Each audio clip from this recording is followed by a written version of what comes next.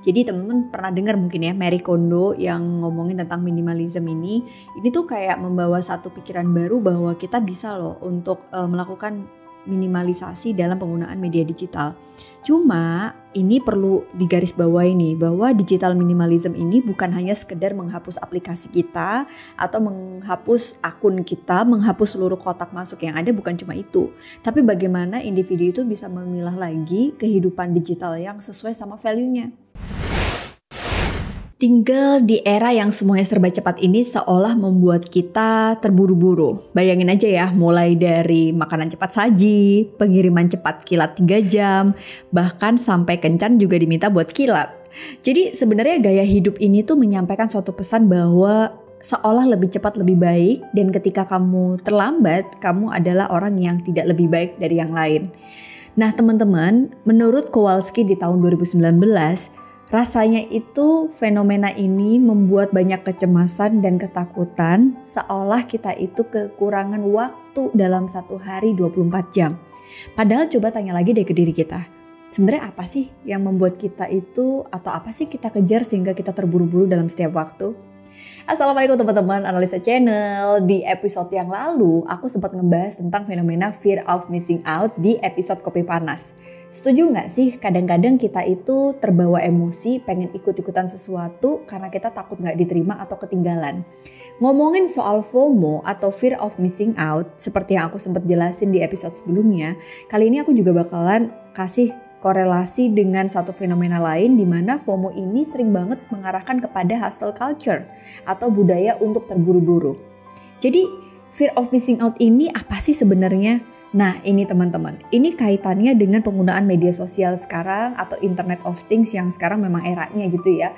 Seolah kita tuh takutnya ketinggalan dari teman-teman yang lain terutama dalam penggunaan media sosial atau informasi yang ada di internet.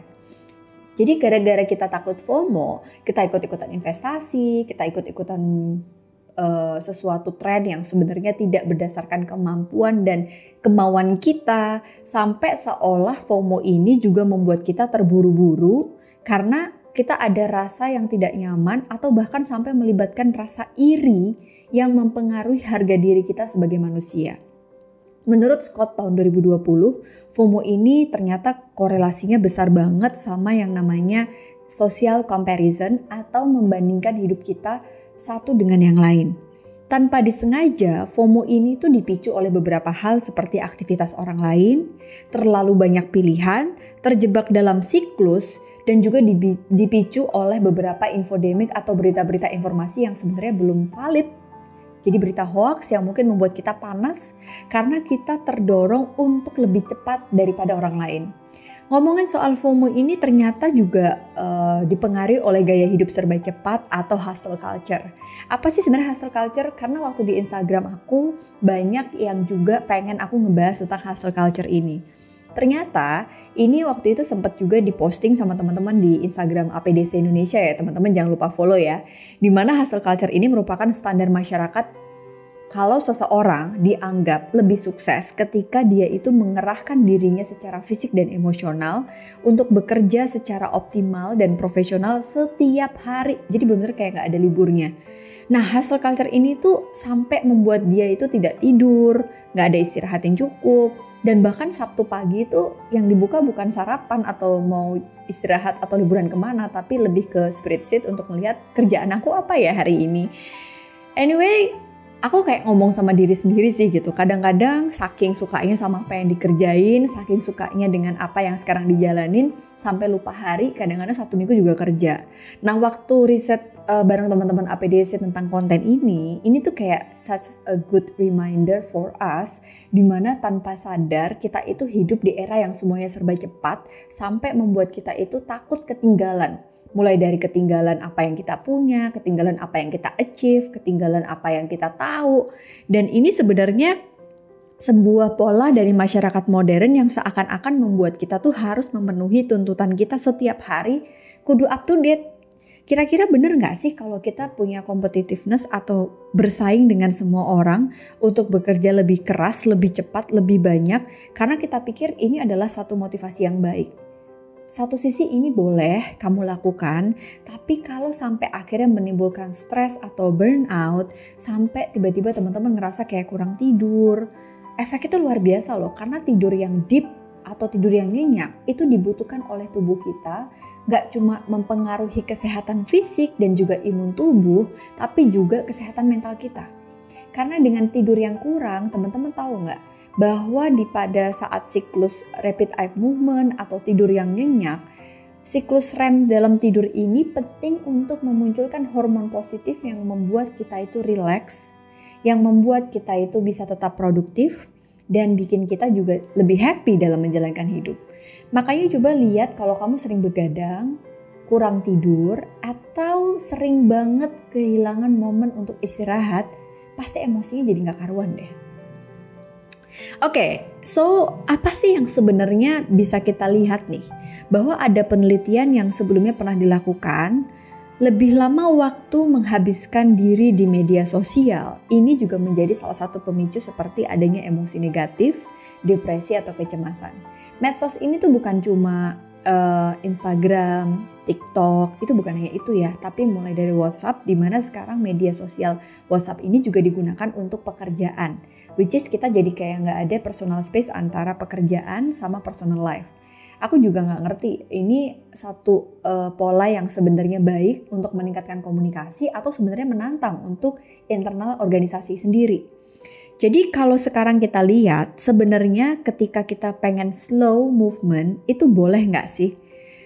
Oke, pada saat kita menekankan diri kita untuk lebih slowly, bahwa sebenarnya kita pengen punya kualitas hidup yang lebih baik dengan tujuan circle of happiness untuk orang lain itu lebih bagus, maka go on. Tapi kalau sampai teman-teman slow movement ini dijadikan sebagai sebuah alasan yang menjurus kepada self-centeredness atau egois, jatuhnya merugikan orang lain, jatuhnya bikin temennya yang lain justru kerjanya lebih banyak, gara-gara kita pengen slow movement, ini bisa diartikan sebagai sebuah hal yang positif dan juga negatif. Nah, slow movement ini sering juga dikaitkan dengan JOMO atau Joy of Missing Out. JOMO ini mungkin kebalikannya dari FOMO. Salah satu perilaku yang sering muncul adalah minimalism dalam penggunaan media digital. Ini tuh kayak membawa satu pikiran baru bahwa kita bisa loh untuk melakukan minimalisasi dalam penggunaan media digital.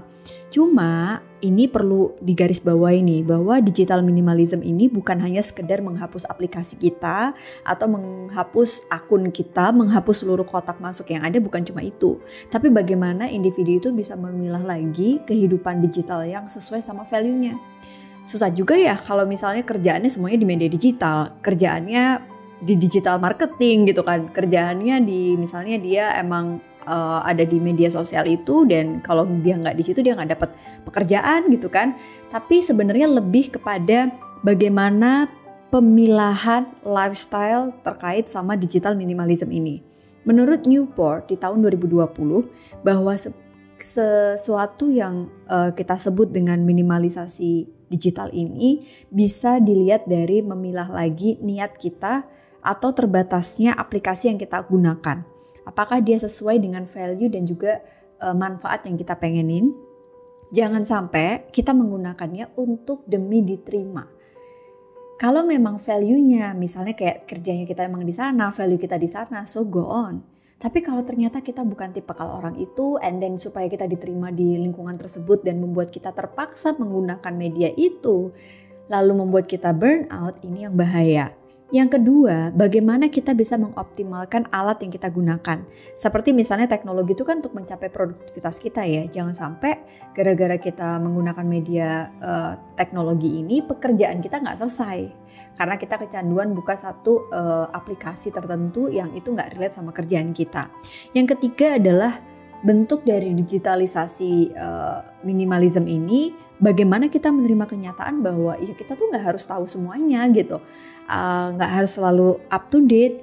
Dan ini tuh sebenarnya kayak menurut Psychology Today, penggunaan media sosial untuk JOMO ini bisa dikatakan secara emosional bisa membuat seseorang lebih puas dalam hidupnya dan menekankan pada kehadiran yang utuh pada setiap relasi yang dia punya.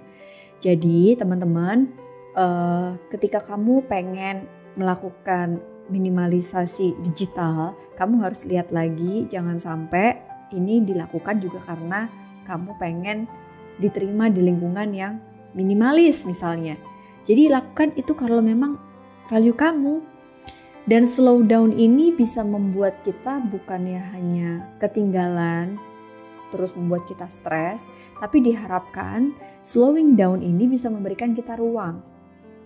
Membuat kita jadi tahu, recharge lagi, step back, refresh lagi apa yang sebenarnya kita butuhkan supaya kita tidak bekerja seperti robot.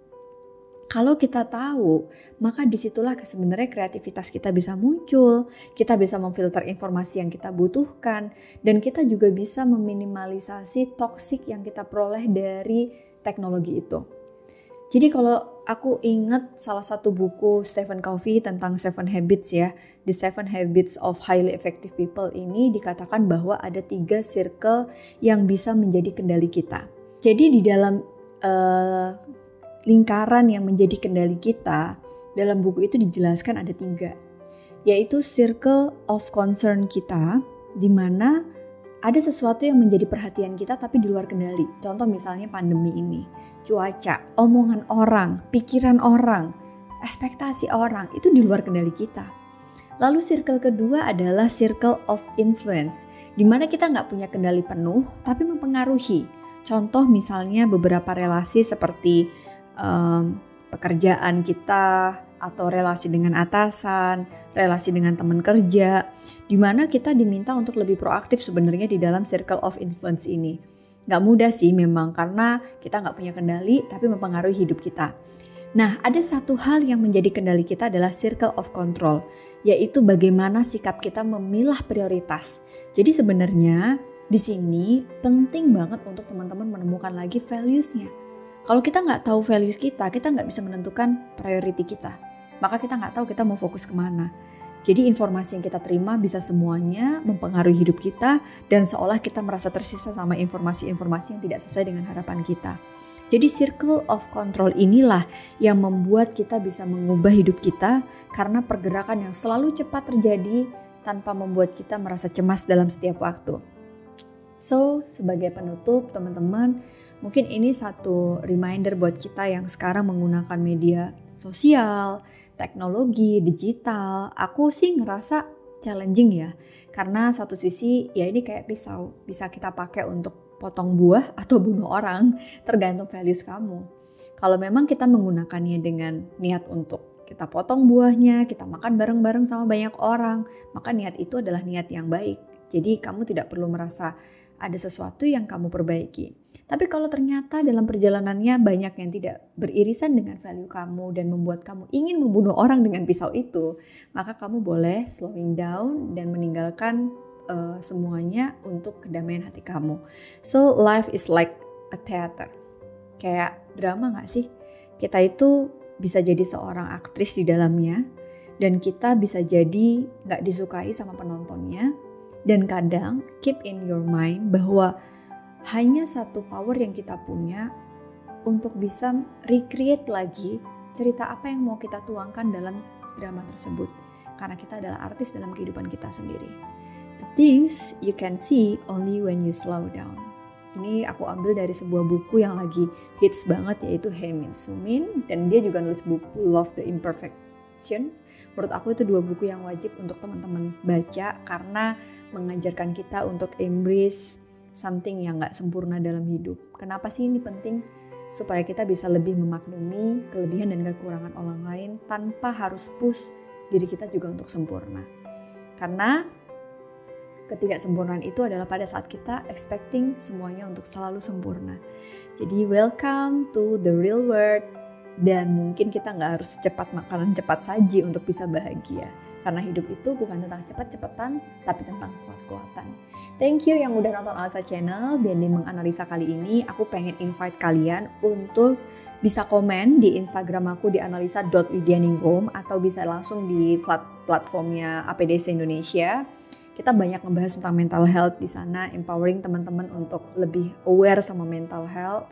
Dan kalau memang kalian pengen sesuatu dibahas di YouTube channel ini, langsung aja komen below ya, kasih di sini. Jangan lupa hidupin lonceng kamu dan subscribe channel ini. Thank you buat supportnya. Gunakan media sosial seperti apa yang kamu pengen lakukan. Kalau memang ini bermanfaat, share sebanyak-banyaknya. Assalamualaikum.